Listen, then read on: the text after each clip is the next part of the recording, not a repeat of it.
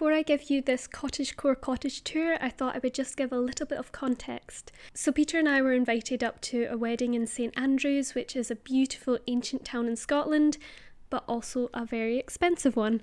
So we decided to look on Airbnb and we found this adorable cottage annex in a town called Cooper, which is only 10-20 minutes drive from St Andrews, and also had the added benefit of having a train station.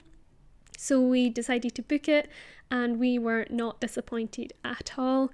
It's definitely one of the best Airbnbs I've ever stayed in, so I'm going to drop a link in the description box below. I hadn't actually set out planning to film this cottage tour, but as soon as I saw it, I was desperate to capture the atmosphere and the beauty of the place. This isn't a whole cottage tour just because our hostess was staying in the main part of the cottage, whereas we had this smaller cottage annex, but we did have access to the cottage garden, which I'm also going to share with you.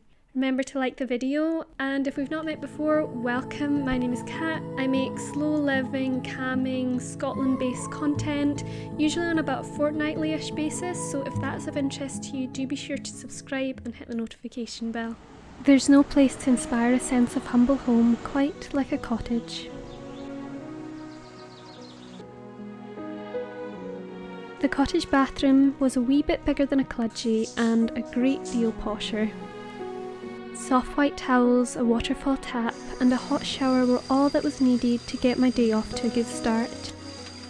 I loved this pretty stained glass flower along with the coloured glass bottles, which gave the otherwise simple bathroom a whimsical touch.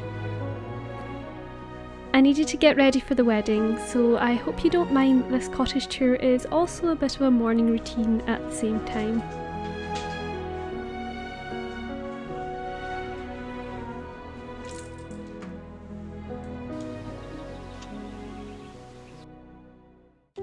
Moving on, this is truly one of the loveliest bedrooms I've stayed in. High thread count sheets give it that clean, luxurious feel of a hotel bedroom, balanced by textile and embroidered wall hangings for a homey atmosphere.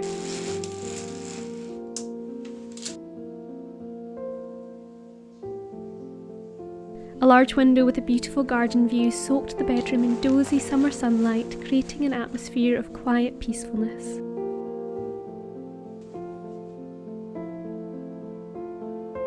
I'm always looking for ways to add character to my own home while not overwhelming it with knickknacks, so we'll definitely be taking some tips from how this cottage has been done up.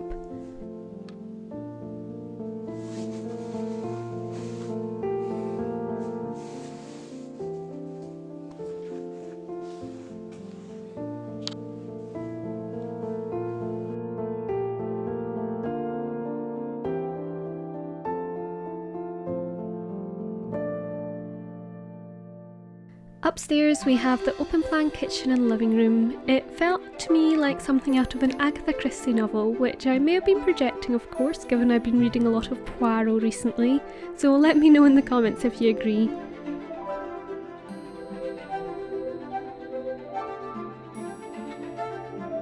The decor, though varied in style, somehow still fitted well in this space, the theme of travel tied together by the large mat behind the sofa.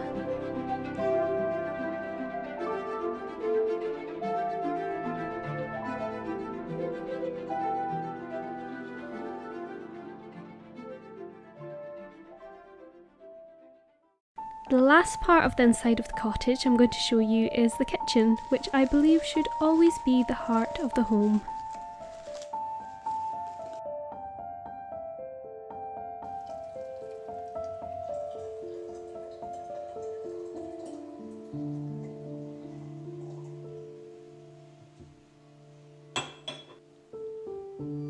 From oars on the wall to fresh flowers on the table, the cottage kitchen alluded to outdoor pursuits. It also of course had all the usual amenities, as well as a writing desk and a small dining table where we enjoyed a wholesome breakfast.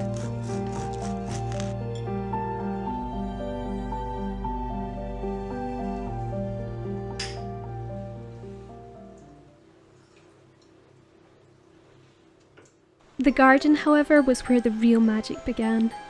A warm, blustery summer's morning made everything sparkle with a sense of childish adventure. In a wild garden, the imagination comes alive.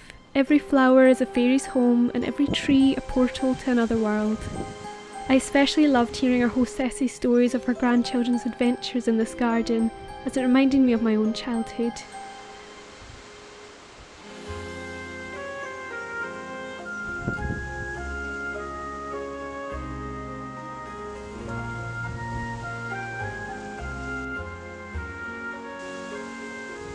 Besides plant and bird life, the garden also held a treasure trove of trinkets, saved from the landfill to live instead in the wilds of a cottage garden.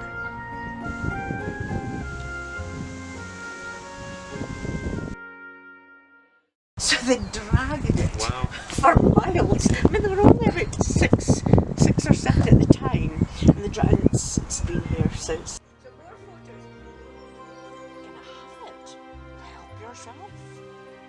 I hope you enjoyed this Cottagecore Cottage tour, and as the video finishes up, please take a moment to like it and leave your favourite flower emoji down below.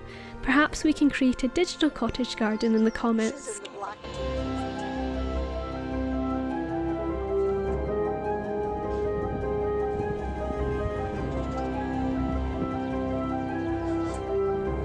Until next time, it was lovely to have you here.